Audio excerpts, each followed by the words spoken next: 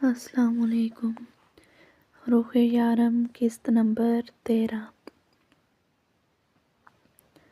وہ لوگ اس وقت کی خوبصورت سڑک پر تھے جہاں پر بہت بڑا بازار تھا۔ یارم ہم یہاں کیوں آئے ہیں؟ سارا بازار ہی بند تھا، تقریباً کوئی دکان کھلی ہوئی تھی۔ آئس لینڈ کے ان شہروں میں سے تھا جہاں پر پلازے اور بلڈنگ نہیں بنائی جاتی، اور اگر بنائی بھی جائیں تو ان کی لمبائی اتنی زیادہ نہیں ہوتی جتنی کہ باقی شہروں میں۔ یارم اسے اپنے ساتھ ایک بوتیک کے اندر لایا تھا۔ اس نے وہاں کاؤنٹر پر کھڑے آدمی سے کچھ پوچھا اور اس آدمی نے مسکراتے ہوئے اسے جواب دیا اور کہیں کا راستہ بتایا۔ یارم ایک بار پھر سے اس کا ہاتھ پکڑ کر اپنے ساتھ لے جانے لگا۔ وہ بھی بنا اس سے کچھ پوچھے اس کے ساتھ چلتی گئی۔ سنو، اس روم کے اندر جاؤ، یہ لڑکی تمہیں ڈریس دکھائے گی، تمہیں وہ ڈریس پہن کر باہر آنا ہے۔ اس نے اس کے پیچھے کھڑی لڑکی کی طرف اشارہ کرتے ہوئے کہا۔ اس لڑکی کو اپنے انتظار میں کھڑا دیکھ کر رخ بنا کچھ پوچھے اس لڑکی کے ساتھ اندر جانے لگی۔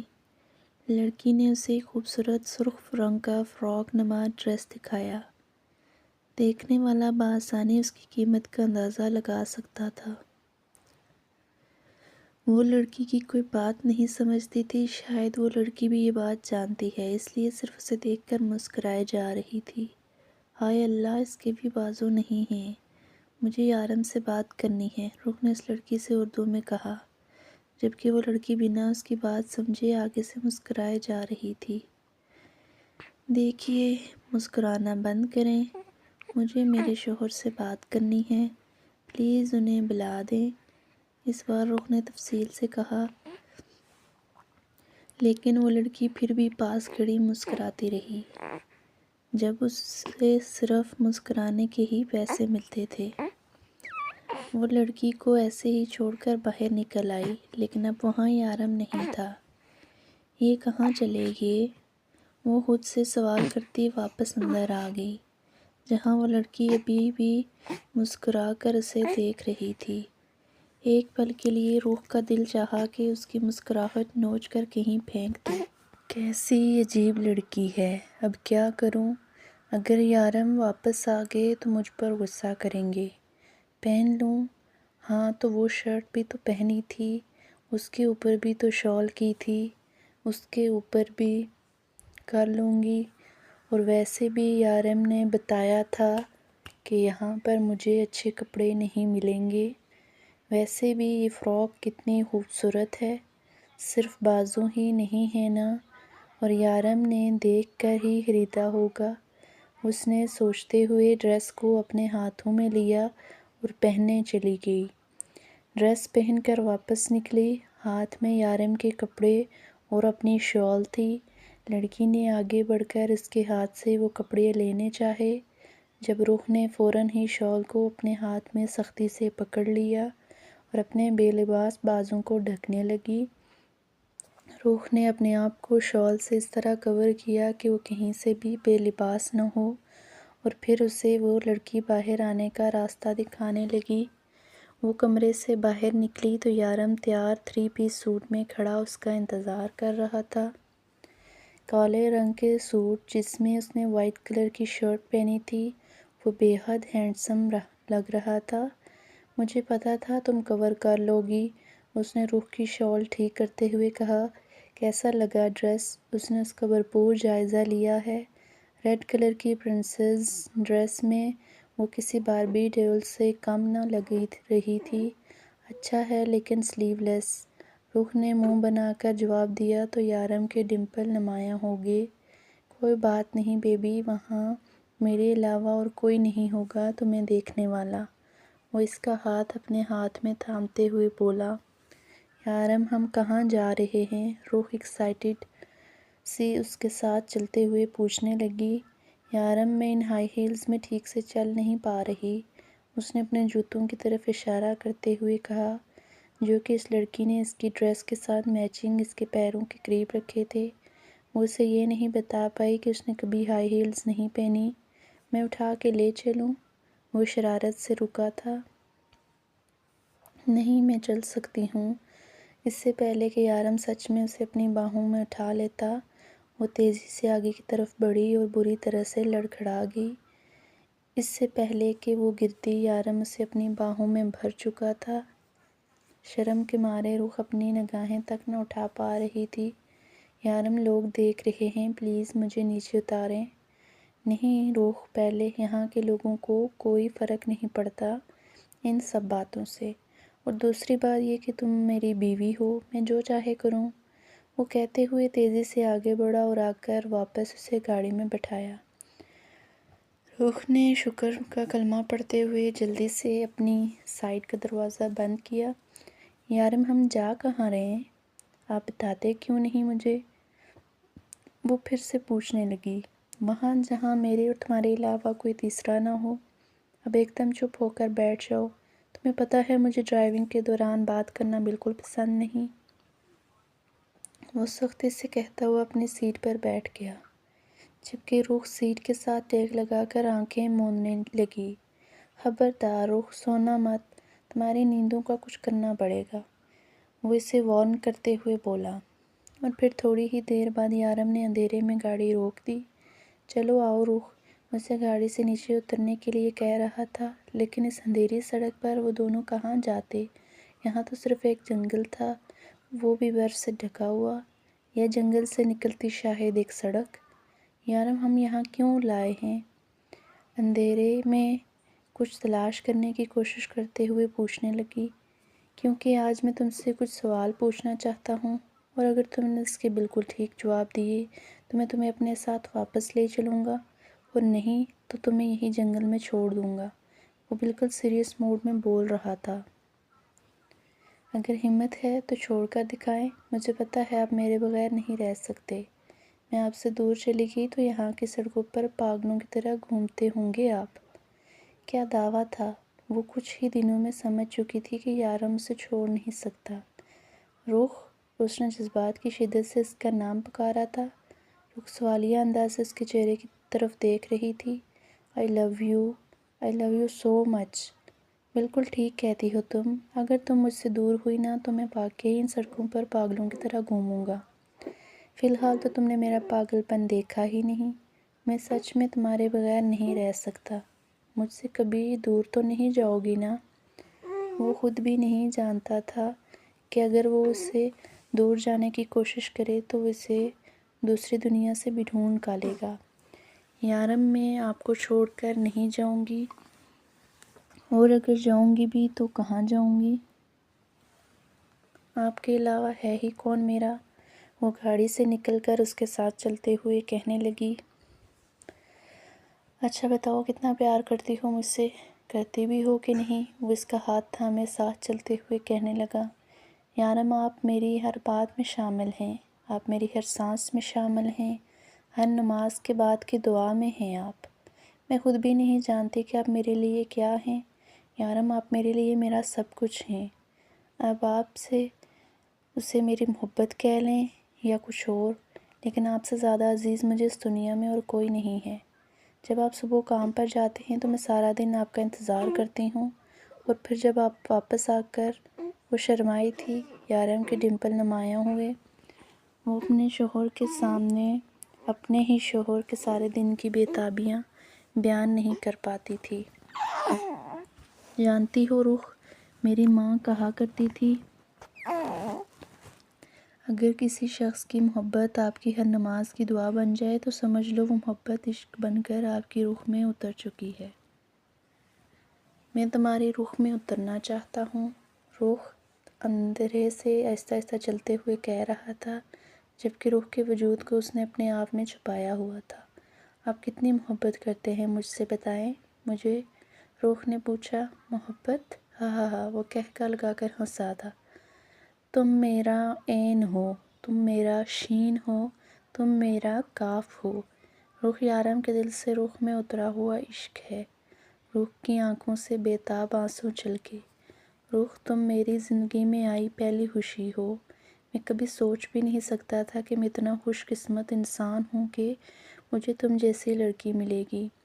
وہ محبت سے اسے اپنے ساتھ لگائے اس کے آنسوں صاف کر رہا تھا، جبکہ آہستہ آہستہ یہ سفر ابھی جاری تھا۔ یارم آہستہ آہستہ کہتا اسے اپنے ساتھ لے کر کہیں جا رہا تھا۔ کچھ فاصلے پر اسے تھوڑی سی روشنی نظر آئی۔ ان کی گاڑی کہیں پیچھے چھوٹ چکی تھی۔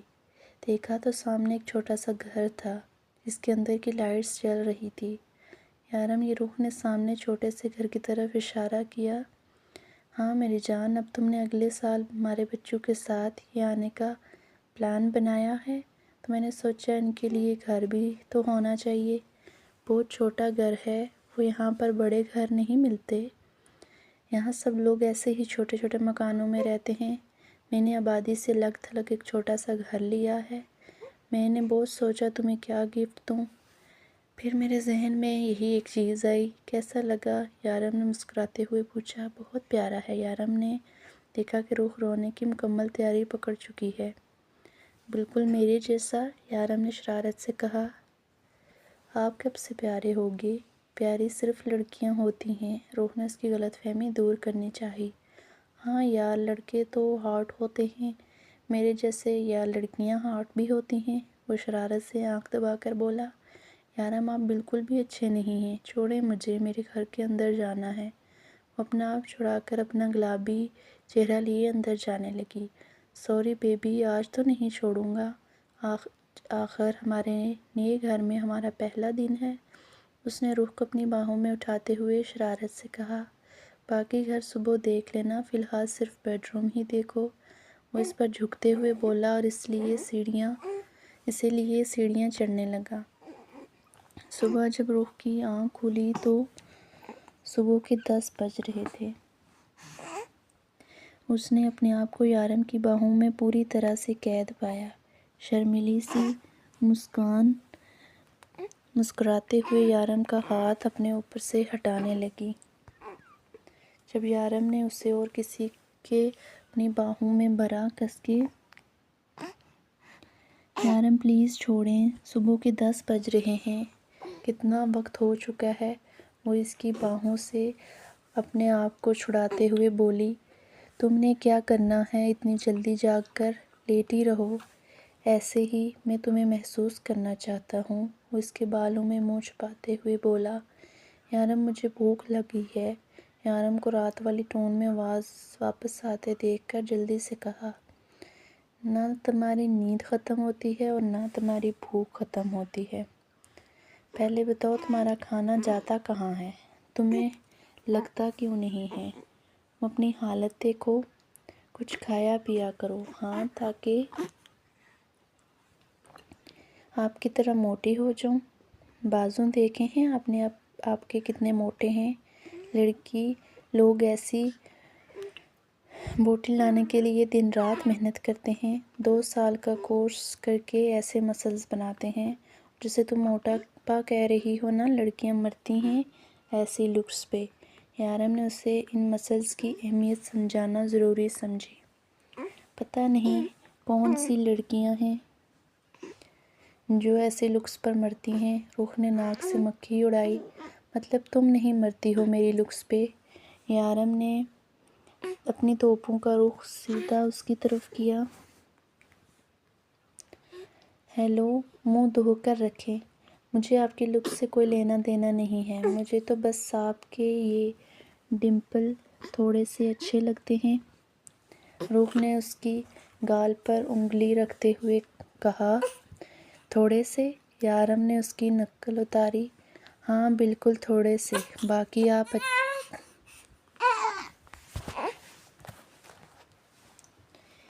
ایسا پی دیتے منہ ڈالا ہوا۔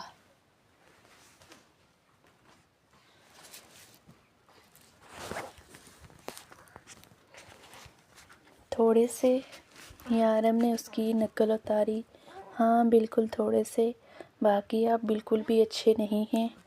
چلو جی، کچھ تو اچھا ہے، یارم نے بھرپور اپنے ڈمپلز کی نمائش کرتے ہوئے کہا، اور لگے ہاتھ ایک پیاری سی گستاخی بھی کر دی۔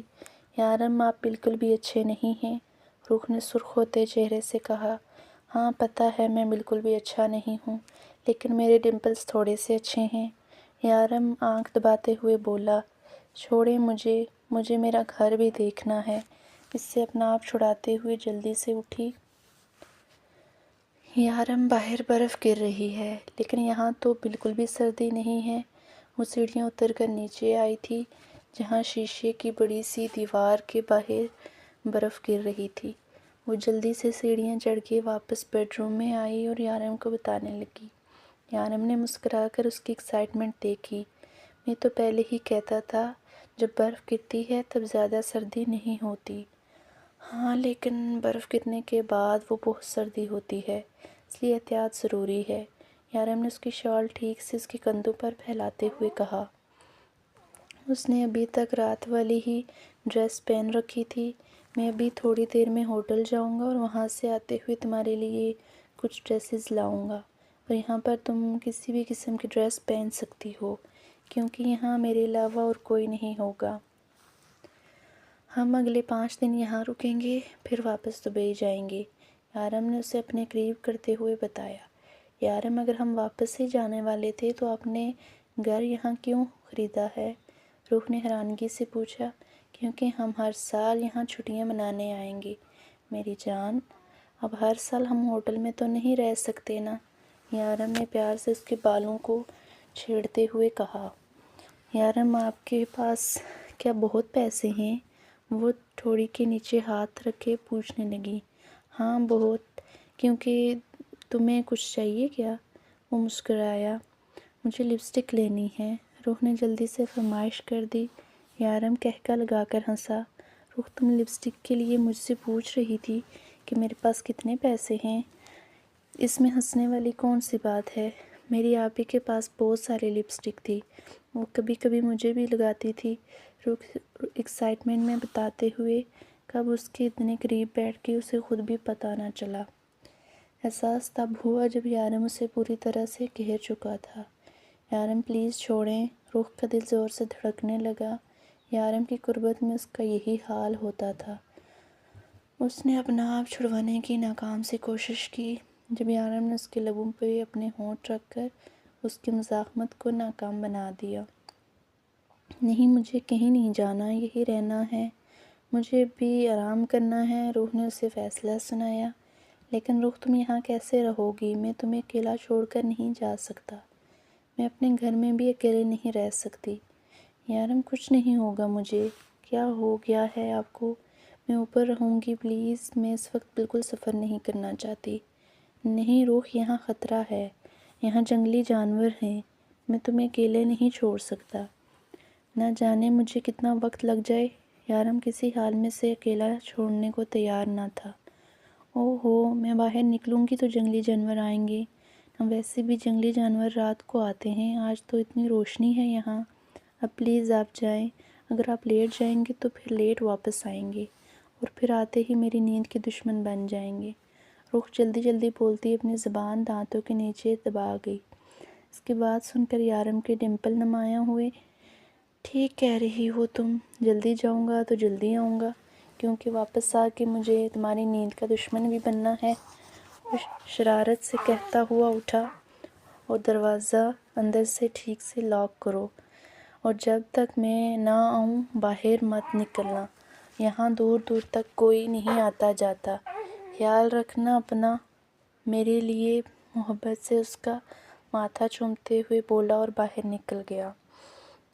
اس کے جانے کے بعد روح نے پورا گھر دیکھا جو کہ وہ صبح سے دیکھ چکی تھی۔ گھر کی سیٹنگ ٹھیک نہیں تھی جو کہ اس نے خود اپنی مرضی سے کرنی تھی۔ تھوڑی دیر کے گھومنے پھرنے کے بعد اسے پتہ چلا کہ گھر میں ہر جگہ ہیٹنگ سسٹم لگا ہوا ہے، جس کی وجہ سے گھر کے اندر سردی نہیں لگتی۔ وہ اب سمجھی تھی، یارم کے پیچھے دروازہ بند کرنے کے لیے جاتے ہوئے اتنی سردی لگ رہی تھی تو اندر آتے ہی اسے سردی کیوں نہیں لگی۔ یہ سچ تھا کہ برف گرتے ہوئے اتنی سردی نہیں محسوس ہوتی تھی، لیکن یہ بھی سچ ہے کہ انسان جتنی سردی محسوس کرے اس سے اتنی سردی لگتی ہے، اور روح سے زیادہ اچھی طرح سے سردی کون محسوس کر سکتا تھا؟ یہ بات یارم بہت زیادہ اچھے طریقے سے سمجھ چکا تھا، اس لیے اس نے گھر میں اسپیشل ہیٹنگ سسٹم لگوایا تھا اور اب گھومنے کے بعد وہ ٹی وی کے سامنے آ بیٹھی اور پھر تھوڑی ہی دیر میں بور ہو کر وہ اپنے بیڈ روم میں آئی۔ یارم کی پرفیوم اور سگریٹ کی ملی جلی مہک ابھی تک کمرے میں موجود تھی۔ یارم سگریٹ بہت پیتا تھا اور اس چیز سے روح کو کوئی اعتراض نہ تھا، کیونکہ اس کی بہن تانیہ بھی امی اور بہنوں سے چھپ چھپ کر سگریٹ پیتی تھی۔ اس کو پتہ ہونے کے باوجود اس نے یہ بات کبھی کسی کو نہ بتائی۔ خیر وہ بتا بھی دیتی تو ویسے بھی کون سا اس کی سنتے۔ وہ یہی سب سوچتے ہوئے آ کر بیڈ پر لیٹ گئی۔ وہ اب بھی اپنے آج کی اور کل کی زندگی کے بارے میں سوچ رہی تھی۔ کتنا کچھ بدل چکا تھا یہاں آ کے، کتنی الگ ہو چکی تھی اس کی زندگی۔ پاکستان میں اسے خود کے لیے سوچنے کو بھی وقت نہ ملتا تھا۔ وہاں کون تھا اس کی پرواہ کرنے والا، اس کو پوچھنے والا؟ وہ دن رات کام کرتی تھی، کوئی نہیں تھا جو اس کے بیمار ہونے سے اسے ڈاکٹر کے پاس لے کے جاتا۔ ڈاکٹر کے پاس لے کے جانا تو دور، کوئی اسے دوائی تک نہیں لا کے دیتا تھا۔ سب کے کھانے کے بعد اگر کھانا ختم ہو جائے تو اس کے لیے کچھ نہ بچتا تو کوئی اس سے یہ نہیں پوچھتا کہ تم نے رات میں کھانا کھایا یا نہیں۔ اور یہاں کوئی تھا جو اس کی ذرا سی بات میں کتنے غور سے سنتا تھا، اس کی پرواہ کرتا تھا، اس کے کھانا نہ کھانے پر 100 بار پوچھتا تھا۔ کتنی بدل چکی تھی اس کی زندگی۔ یارم اس سے محبت نہیں عشق کرتا تھا، اور عشق پر وہ ایمان لے آئی تھی۔ سوچتے سوچتے نہ جانے کب اس کی آنکھ لگ گئی۔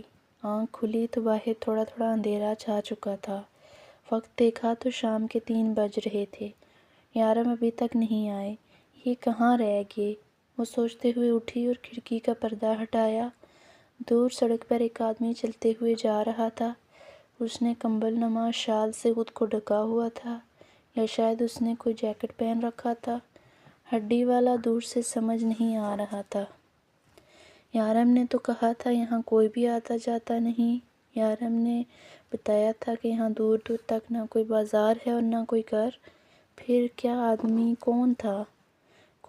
کہیں کوئی راستہ تو نہیں بھول گیا؟ سوچتے ہوئے پردہ برابر کیا اور واپس بیڈ پر بیٹھ گئی۔ تھوڑی دن میں آدمی کو بلا کر واپس نیچے آ گئی۔ یارم اب تک نہیں آئے، فون بھی نہیں لائے اپنا، ورنہ پوچھ لیتی۔ چلو ٹی وی دیکھتی ہوں، اس نے سوچا اور ایک بار پھر سے ٹی وی آن کر کے بیٹھ گئی۔ یارم کو گئے ہوئے تقریباً 2.5 گھنٹے ہو چکے تھے۔ ہوٹل یہاں سے بہت فاصلے پر تھا، اس سے تو بہتر تھا ساتھ ہی چلی جاتی۔ وہ سوچتے ہوئے ایک بار پھر سے ٹی وی بند کر کے کمرے میں آ گئی۔ یہاں کھانا بنانے کا کوئی سامان موجود نہ تھا، ورنہ وہی بنا لیتی۔ یارم نے جانے سے پہلے اسے بریڈ کھلا کر چائے پلائی تھی، اور اب اسے ہلکی ہلکی بھوک بھی محسوس ہو رہی تھی۔